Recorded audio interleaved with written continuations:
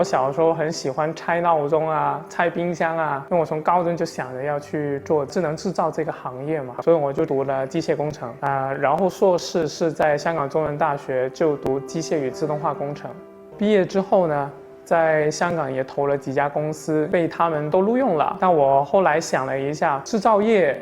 肯定是要在广东，所以我还是决定回来，然后去了广州一家公司。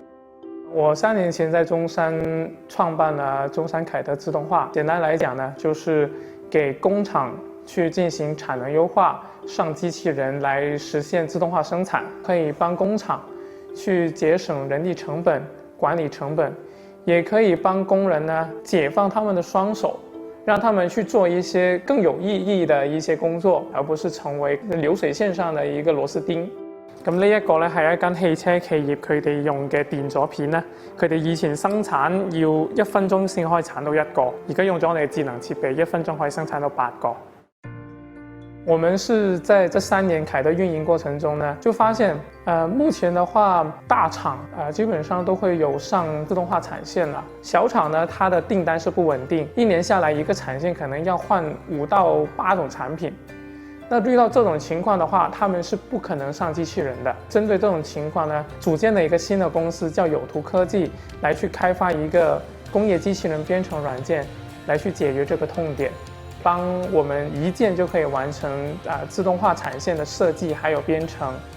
讓工廠呢可以自己來投入自動化還有自己也能維護自動化。可以幫他們節省超過60%的自動化成本。現在我們前端的開發快要完成了，然後我們也獲得了香港數碼港的一個種子基金的支持，然後我們也現在在對外進行融資。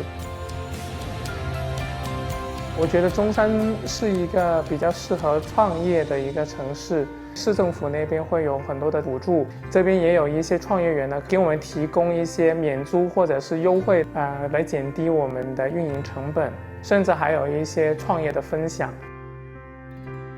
我係李柏嘉，我喺中山創業3年啦，我而家帶領團隊做一個工業機械人界嘅美圖秀秀，